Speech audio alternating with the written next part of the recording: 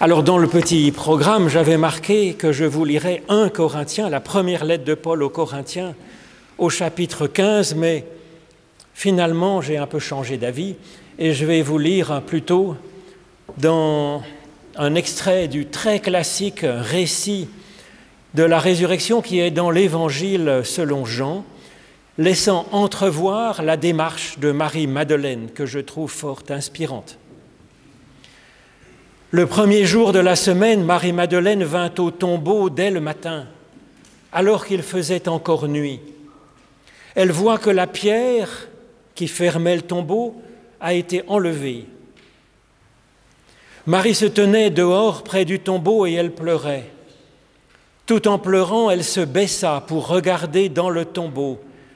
Elle voit alors 2 anges vêtus de blanc, assis là où gisait précédemment le corps de Jésus, l'un à sa tête et l'autre à ses pieds.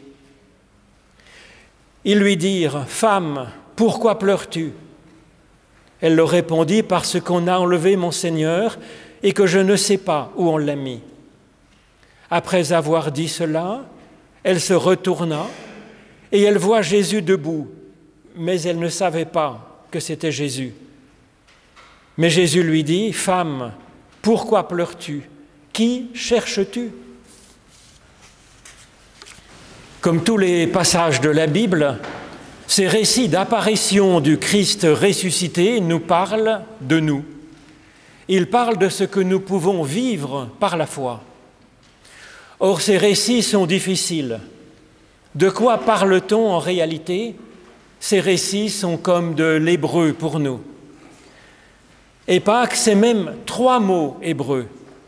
3 mots que nous connaissons pourtant bien, que nous connaissons par cœur, qui sont effectivement des mots qui nous donnent une piste pour vivre et pour être heureux, qui nous aident à prier.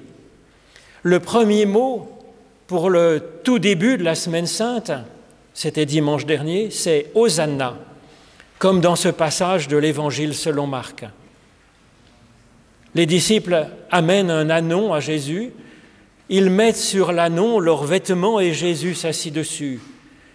Beaucoup de gens étendirent leurs vêtements sur la route et d'autres des feuillages qu'ils coupaient dans la campagne. Ceux qui marchaient devant et ceux qui suivaient Jésus criaient « Hosanna, béni soit au nom du Seigneur celui qui vient. Béni soit le règne qui vient, le règne de David notre Père. Hosanna au plus haut des cieux. » Et Jésus entra à Jérusalem dans le temple où il regarda tout autour de lui. Alors le deuxième mot hébreu de Pâques, c'est « Alléluia », bien sûr, pour célébrer la Pâque. Comme dans l'Apocalypse, au chapitre 19, qui annonce que tout est accompli. Alors sortit du trône une voix qui disait « Louez notre Dieu, vous tous ses serviteurs, vous qui le craignez, petits et grands. » Et j'entendis alors comme la rumeur d'une foule immense, comme la rumeur des océans, comme le grondement de puissants tonnerres. Il disait « Alléluia » car le Seigneur notre Dieu, souverain, a manifesté son règne. Réjouissons-nous, soyons dans l'allégresse et rendons-lui gloire, car voici les noces de l'agneau et son épouse s'est enfin préparée. Et puis le troisième mot hébreu, alors là c'est le plus connu bien sûr, encore plus connu, c'est « Amen ».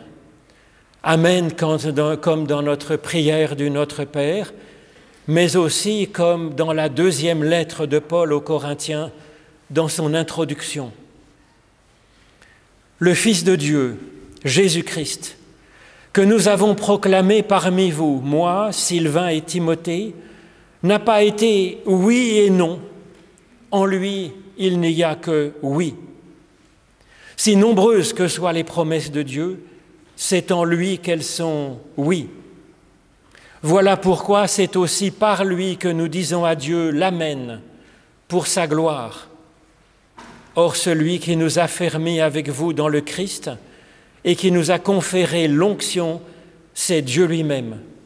Il nous a aussi marqués de son sceau. Il a déposé dans notre cœur les arts de l'Esprit. Dans les évangiles, nous ne voyons pas Jésus ressuscité. Ce que nous voyons, c'est des femmes et des hommes être touchés par le Christ, et au point que cela les anime extraordinairement. Et ça, c'est objectivement historique, parce que nous savons bien qu'à peine 300 ans après, l'ensemble de l'Empire romain va devenir chrétien. Il y a eu cet enthousiasme extraordinaire des disciples tout de suite après la mort de Jésus. Au lieu d'être abattus, d'être remplis de crainte contre les persécutions, ils se sont levés avec un enthousiasme formidable. Alors c'est cela qui est extraordinaire.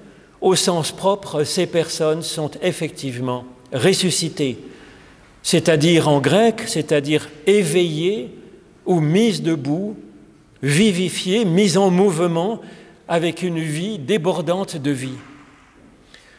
Alors c'est à cela que nous cherchons à nous ouvrir. Et le récit de Pâques, effectivement, le récit de cette semaine, il commence avec un cri. Le jour même où Jésus entre dans Jérusalem pour célébrer cette Pâques.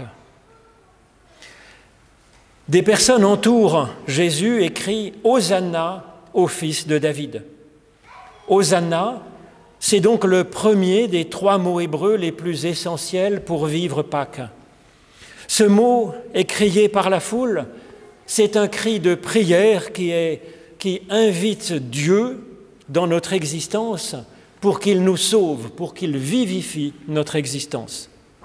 Hosanna, c'est un résumé de la prière du psaume 118 dans la Bible, au verset 25.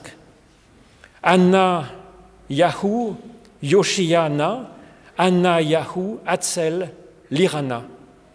Anna, ça veut dire « s'il te plaît » en hébreu, ça commence poliment la prière.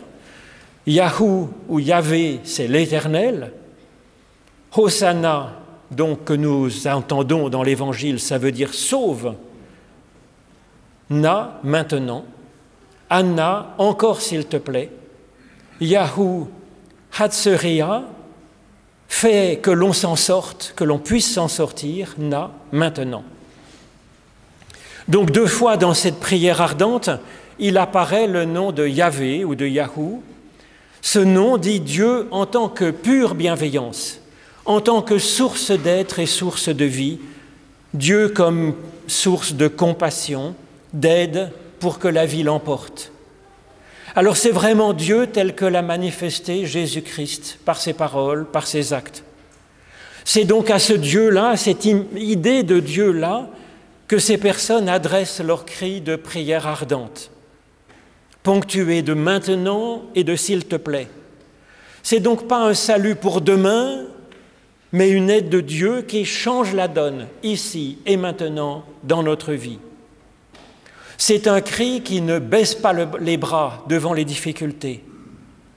C'est une démarche que l'on voit faire à Marie-Madeleine. Elle a en quelque sorte un hosanna en acte, au-delà de sa prière. Au cœur de sa nuit, du désespoir après la mort de son Christ, de son espérance, eh bien elle se lève et elle mène résolument une recherche. 2 anges lui apparaissent alors. Quand la Bible parle d'anges, c'est pour nous dire que quelque chose se passe dans notre prière, comme le souffle de Dieu qui commence à frémir à l'intérieur de notre être, de notre cœur. C'est en écho à notre cri d'Hosanna que ces anges viennent nous fortifier. Ces anges nous appellent avec Marie-Madeleine à une démarche intéressante. Ils nous appellent à approfondir, à creuser encore notre appel au secours que nous adressons à Dieu avec ce questionnement qu'ils disent à Marie-Madeleine « Pourquoi pleures-tu » Et c'est ensuite le Christ qui va reprendre de plus belle cette interrogation qu'il propose à Marie-Madeleine. « Pourquoi pleures-tu? Que cherches-tu » Alors cette part du Hosanna, sauve-moi, elle est une amorce, et puis ensuite on nous propose d'aller au-delà, d'aller plus profond, et je crois que c'est une recherche très utile, très féconde dans notre existence, une recherche quotidienne que nous pouvons avoir. Qu'est-ce que je recherche en vérité? C'est une recherche très intime que personne ne peut faire à la place d'un autre. Cette recherche, je crois que c'est une clé essentielle pour vivre bien, que l'on soit croyant ou non croyant. Cela demande au moins de faire un petit peu de philosophie comme une hygiène de vie, comme une recherche à l'intérieur de soi-même. Une plante, elle cherche de l'eau et elle cherche de la lumière. Mais moi personnellement, qu'est-ce que je cherche en vérité pour vivre? Pas simplement cette recherche superficielle de ceci et de cela, mais qu'est-ce que, au fond, je cherche? Qu'est-ce qui, au fond, me manque pour que mon désir m'incline vers cela? C'est prendre sa vie en main que d'examiner ce que nous cherchons en réalité et sur quoi pleurons-nous. Alors ça permet, cette recherche, de remonter ensuite jusqu'à Hosanna, c'est-à-dire vers cette prière. Que cette recherche, elle aille au-delà de notre sagesse personnelle, certes essentielle, mais pour attendre une aide de Dieu, carrément, du Créateur de l'univers. Alors ce Hosanna est donc une ambition, il est une espérance d'être meilleur, d'une transformation de notre être, afin d'être plus vivant, plus élevé, plus rayonnant.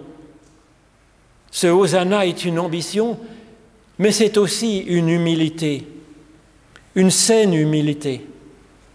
Chercher de l'aide auprès de plus que l'humain, du Créateur, afin qu'il nous ouvre les yeux.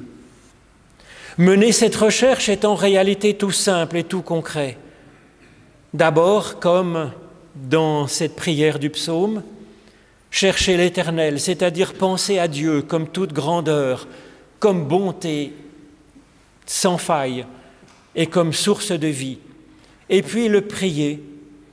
Quand on sent une colère, une frustration ou un enthousiasme ou une envie, qu'est-ce que je cherche en vérité? Éclaire-moi, Éternel mon Dieu. S'ouvrir à cette recherche quand on est aussi dans les ténèbres, ou dans l'espérance déçue, ou dans le désespoir. Éternel, anime-moi d'une recherche nouvelle. Aide-moi maintenant, s'il te plaît. Hosanna, c'est donc la première prière à toujours conserver pour être dans cette dynamique de vie, dans ce cheminement de résurrection. Le deuxième cri de Pâques, c'est donc « Alléluia ». On retrouve Yah, c'est-à-dire Yahvé, Yahou, l'Éternel, la source de l'être, et « Alléluia », ça veut dire « louer » ou bien « célébrer », célébrer l'Éternel. C'est un cri qui nous appelle à la gratitude pour la vie que Dieu nous a déjà donnée. C'est un appel à la prière de louange. Et là encore, ça demande de creuser au fond de nous-mêmes, au-delà de tout ce qui ne va pas, certes, pour remercier pour ce que nous avons déjà reçu. La vie, déjà. Et le fait que la vie soit une réalité absolument prodigieuse, divine.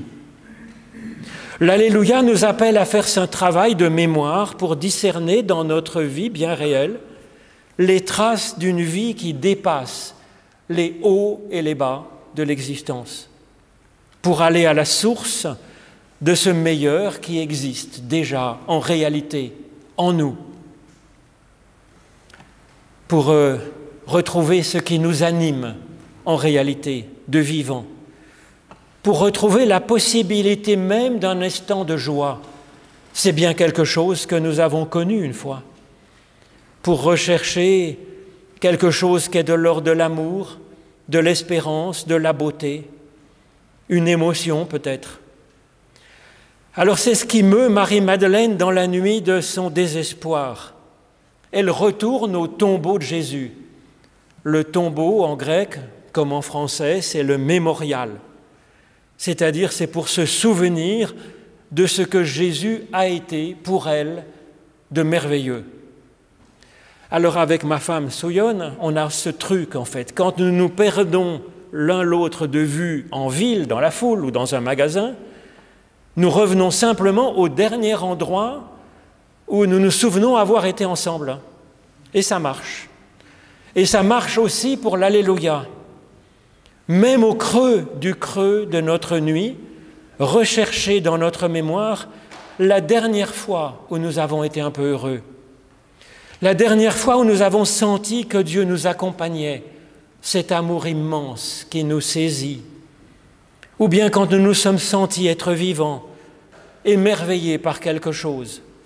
Ou une fois où nous avons été fondus d'attendrissement devant une situation, devant un enfant, devant un lever de soleil, qu'importe. L'Alléluia, c'est un appel à avancer ainsi, en prenant appui sur notre mémoire, sur notre gratitude face à la vie. Prenons appui sur la moindre petite ou grande jubilation qui a pu nous atteindre, car alors, c'est que quelque chose s'est passé et nous a fait passer de la mort à la vie. Et donc cet appel à l'Alléluia, c'est le deuxième conseil de sagesse et de foi pour vivre. Car la louange nous connecte avec cette source de résurrection qui nous aide à relever la tête, à reprendre cœur, qui nous aide à retrouver ce principe essentiel: la vie vaut la peine d'être vécue, d'être sentie. Ma vie vaut la peine d'être vécue. Elle s'enracine dans plus que moi, elle s'enracine dans l'éternel, dans la source de la vie, dans le vivant. L'Alléluia, comme le dit l'Apocalypse, c'est le cri de Pâques, le cri de joie de celui qui sent qu'avec Dieu, la vie l'emporte sur la mort, toujours. Enfin, le troisième cri de Pâques, c'est Amen. Le premier cri, c'était Hosanna, dirigé vers notre futur. L'Alléluia nous établit sur le meilleur qui a déjà été reçu, qui a déjà été vécu. Et l'Amen est la prière pour le présent de chaque instant. Dans un sens, c'est lie ensemble l'Alléluia et le Hosanna. Littéralement, Amen signifie que l'on tient fermement à l'autre. Alors oui, que l'on tient fermement à Dieu. Éternel, sauve-moi. Amen. Je ne sais pas ce que tu peux faire, Éternel, mais j'ai confiance et je tiens bon. Ou alors, quand on a dans notre souffrance, on se dit « Ah, comme c'était bien !» Alors, en ce temps-là, on peut ajouter « Amen ». Je sais qu'ensemble, avec toi, Éternel mon Dieu, nous aurons encore bien des moments merveilleux à vivre. C'est ainsi que se tisse une alliance de vie avec Dieu, avec l'Éternel, la source de vie, dans le quotidien de nos jours, dans notre prière. Certains jours, nous allons à la prière, le cœur lourd, ayant soif de secours, et notre prière, oui, devient comme un Hosanna. Hosanna ne dit pas à Dieu ce qu'il devrait faire. Il est une simple main tendue, avec confiance, une ouverture. Certains jours, c'est comme un Alléluia qui frémit en nous, qui nous crie ou qui nous chuchote au fond de notre cœur qu'il y a lieu à entrer dans la louange. Et certains jours, notre prière, elle sera simplement comme une contemplation, une confiance en l'Éternel à être là, dans le silence de notre chambre, avec lui. Alors nous pouvons dire un simple Amen serein, disant oui à la vie, oui à sa source, à son mouvement, à son énergie. Christ nous a donné l'assurance qu'aucune de nos prières ne se reste vaine. Alors osons balbutier nos hosannas souffrants tels qu'ils sont. Osons notre louange, nos alléluia, même pour les plus petits bonheurs de l'existence. En Christ, Dieu nous dit, à notre personne qu'il aime tant, un amen sonore, comme nous le rappelle Paul, un franc oui à notre personne, à notre vie, à notre avenir. Et ce cri de Dieu nous ressuscite déjà. Loué soit l'Éternel. Amen.